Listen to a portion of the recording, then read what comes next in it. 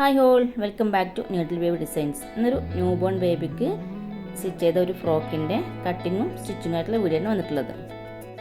2 month ആയിട്ടുള്ള ഒരു കുഞ്ഞു ബേബിക്ക് ചെയ്ത ഒരു കുഞ്ഞു ഫ്രോക്കാണത് കേട്ടോ. വളരെ എളുപ്പത്തിൽ ഇത് സിമ്പിളായിട്ട് സ്റ്റിച്ച് ചെയ്തെടുക്കാം. ഇതിൻ്റെ ടോട്ടൽ ലെങ്ത്ത് വരുന്നത് 10 ഇഞ്ചാണ്. അപ്പോൾ 8 ഇഞ്ച് ലെങ്ത്തിലാണ് ഞാനിതിൻ്റെ ഫാബ്രിക്കെല്ലാം കട്ട് ചെയ്തിട്ടുള്ളത്. 2 ഇഞ്ച് നമുക്ക് എന്തായാലും അതിൻ്റെ സ്ലീവിൻ്റെ ഭാഗത്ത് പോകും. അപ്പോൾ 8 ഇഞ്ചിലാണ് ഇതേപോലെ കോട്ടൺ ലൈനിങ്, സാറ്റിൻ ലൈനിങ് പിന്നെ നെറ്റും. ഈ രൂപത്തിലാണ് ഇത് ഞാൻ കട്ട് ചെയ്തെടുത്തിട്ടുള്ളത്. നെറ്റ് ക്ലോത്ത് 2 ലെയറായിട്ടാണ് കൊടുത്തിട്ടുള്ളത് കേട്ടോ. ഒന്ന് നല്ല തിക്കായിട്ട് പ്ലീറ്റ് ഇട്ടതും, ഒന്ന് പിന്നെ അത്ര അധികം തിക്കില്ലാത്ത രൂപത്തിൽ പ്ലീറ്റ് ഇട്ടാണ് കൊടുത്തിട്ടുള്ളത്. എന്താ ഇതുപോലെ ഇനി കോട്ടൺ ലൈനിങ്ങും സാറ്റിൻ ലൈനിങ്ങും വെച്ചിട്ട് ഇതേപോലെ ഒരു സ്റ്റിച്ച് കൊടുക്കുക. നേരിട്ടൊരു സ്റ്റിച്ചിട്ട് കൊടുക്കാതെ അതിനുശേഷം അതിൻ്റെ മേലെ ഞാൻ ഒരു നെറ്റിൻ്റെ ക്ലോത്ത് പ്ലീറ്റ് ഇട്ടുണ്ടായിരുന്നു, അതും കൂടെ അതിൻ്റെ മേലെ വെച്ചിട്ട് സ്റ്റിച്ച് ചെയ്തെടുത്തു. ഇതിൻ്റെ ചെസ്റ്റ് അളവ് വരുന്നത് 15 ഇഞ്ചാണ്. അപ്പോൾ അതിനെക്കാട്ടിലും കൂടുതലായിട്ട് നമുക്ക് എക്സ്ട്രാ എടുക്കണം. അപ്പോൾ 20 ഇഞ്ച് ലെങ്ത്തിലാണ് ഇതിൻ്റെ ഞാൻ ചെസ്റ്റ് അളവ് കൊടുത്തിട്ടുള്ളത്. ഫ്രോക്ക് അത്യാവശ്യം പൊങ്ങി നിൽക്കാൻ വേണ്ടിയിട്ടാണ് ഞാൻ ഡബിൾ ലെയറായിട്ട് കൊടുത്തിട്ടുള്ളത്.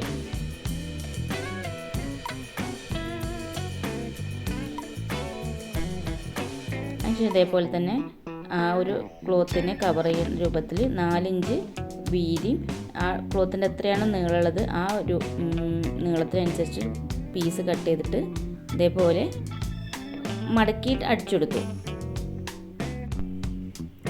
ഇതുപോലെ അതിനെ മടക്കി അടിച്ചതിന് ശേഷം മെയിൻ ക്ലോത്തും ഇതേപോലെ വെച്ചെടുക്കുക. മെയിൻ ക്ലോത്ത് വെക്കുമ്പോൾ നമ്മൾ ആ സ്റ്റിച്ച് ചെയ്ത് അടിയത്തെ ഭാഗം ഉണ്ടായിരുന്നല്ലോ, ആ ഭാഗത്തിൻ്റെ പിന്നെ അരികു വശത്തായിട്ട് വേണം ഈ മെയിൻ ക്ലോത്ത് വെച്ചിട്ട് സ്റ്റിച്ച് ചെയ്തെടുക്കാനും വേണ്ടിയിട്ട്.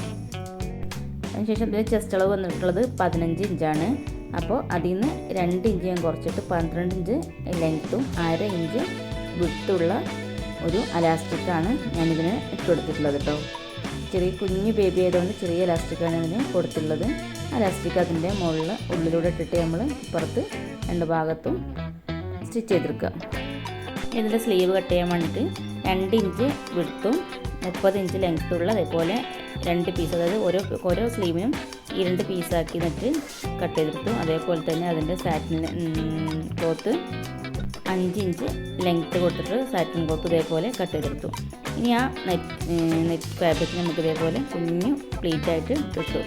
അത് ഡബിളായിട്ടാണ് ഞാനിതിൻ്റെ ആ ഒരു പ്ലീറ്റ് കൊടുത്തിട്ടുള്ളത്, ഉണ്ടായിട്ട് കൊടുത്തിട്ടുണ്ട്. അതിന് സാറ്റിൻ നെറ്റിൽ വെച്ചതിന് ശേഷം ഇതേപോലെ സ്റ്റിച്ച് ചെയ്തെടുക്കുക.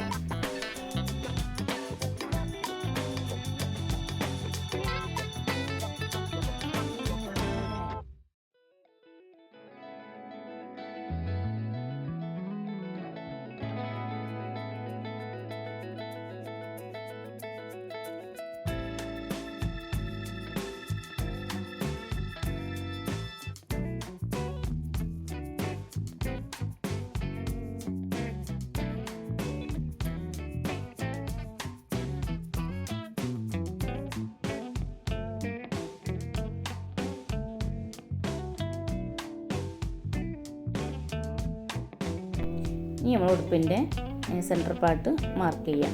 അതിന് ഇങ്ങനെ 4ആക്കി മടക്കിയിട്ട് അതിൻ്റെ സെൻറ്റർ പിന്നെ മാർക്ക് ചെയ്യുക. ബാക്കിലും ഫ്രണ്ടിലും ഇതേപോലെ മാർക്ക് ചെയ്തിട്ട് അവിടുന്ന് ഈ 2 ഇഞ്ച് അങ്ങോട്ടും 2 ഇഞ്ച് ഇങ്ങോട്ടും ഓരോ മാർക്കും കൂടെ ചെയ്ത് കൊടുക്കുക.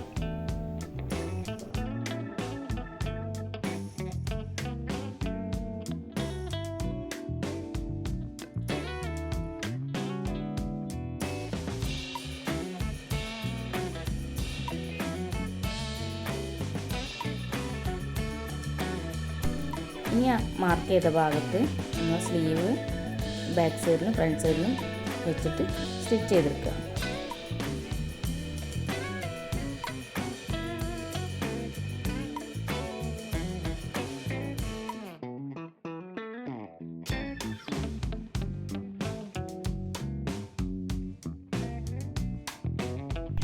അതിനുശേഷം അതിൻ്റെ സൈഡ് ഭാഗം 2 സൈഡും ജോയിൻ ചെയ്യുക. അതേപോലെ ലൈനിങ് സാറ്റിൻ ലൈനും കോട്ടൺ ലൈനും കൂടെ മടക്കി അടിക്കും കൂടെ ചെയ്യാം.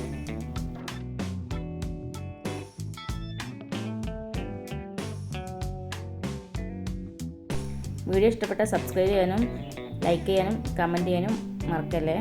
ഇതുപോലത്തെ ഫ്രോക്കുകളൊക്കെ നിങ്ങൾക്ക് ആവശ്യമുണ്ടെങ്കിൽ എന്നെ ഒന്ന് DM ചെയ്താൽ മതി കേട്ടോ.